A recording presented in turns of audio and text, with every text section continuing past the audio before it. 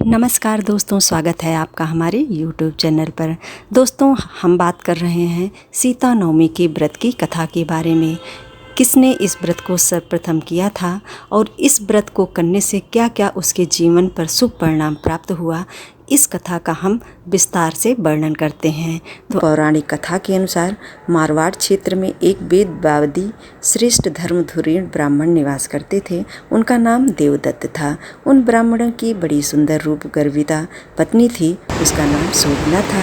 ब्राह्मण देवता जीविका के लिए अपने ग्राम से अन्य किसी ग्राम में भिक्षाटन के लिए गए हुए थे। इधर ब्रह्माणी कुसंगत में फंसकर व्यभिचार में प्रवृत्त में हो गई।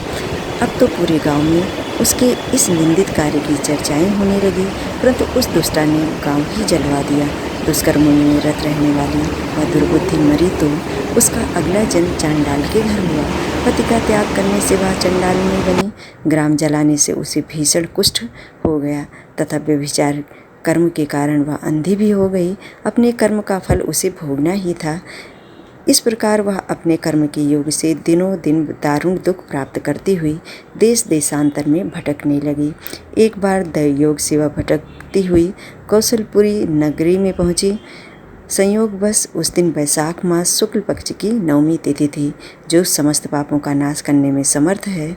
सीता जानकी नवमी के पावन उत्सव पर भूख प्यास से व्याकुल वह दुखियारी इस प्रकार प्रार्थना करने लगी, हे सज्जनों, मुझ पर कृपा कर कुछ भोजन सामग्री प्रदान करो, मैं भूख से मर रही हूँ। ऐसा कहती हुई वह स्त्री श्री कनक भवन के सामने 1000 पुष्य मंडित स्तंभों से गुजरती हुई उसमें प्रविष्ट हुई। उसने पुनः पुकारा, हे भैया, कोई तो मेरी मदद करो, कुछ भोजन दे दो। इतने में एक भक्त ने उससे कहा, देवी, आज तो सीता नवमी है, जो भोजन में अन्न देने वाले को पाप लगता है, इसलिए आज तो अन्न नहीं मिलेगा। कल पारणा करने के समय आना, ठाकुर जी का प्रसाद भरपेट मिलेगा। किंतु वह नहीं मानी। अधिक कहने पर भक्त ने उसे तुलसी एवं जल प्रदान किया।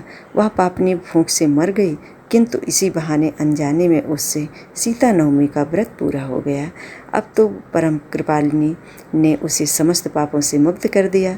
इस व्रत के प्रभाव से वह पापनी निर्मल होकर स्वर्ग में आनंद पूर्वक अनंत वर्षों तक रही। तत्पश्चात वह कामरूप देश के राजा जय सिंह की महारानी कामकला के नाम से विख्यात हुई। जाति स्मरा उस महान साध्वी ने अपने राज्य में अनेक देवालय बनाए, जिनमें जानकी रघुनाथ की प्रतिष्ठा करवाई। अतः सीता नवमी पर जो श्रद्धालु माता जानकी का पूजन अर्चन करते हैं, उन्हें सभी प्रकार के सुख सौभाग्य प्राप्त होते हैं। इस दिन जानकी स्तोत्र, रामचंद्राष्टकम, रामचरितमानस आदि का पाठ करना चाहिए।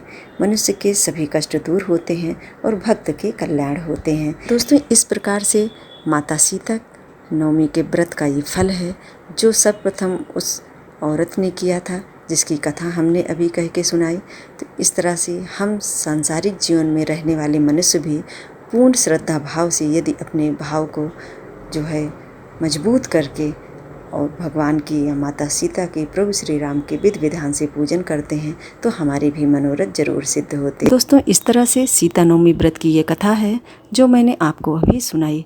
हमारी जानकारी यदि आपके लिए थोड़ी सी भी लाभदायक हो तो वीडियो को लाइक ज़रूर कर लीजिएगा और चैनल को सब्सक्राइब जरूर कर लीजिएगा आने वाली वीडियो के लिए। जय श्री कृष्णा, राधे राधे।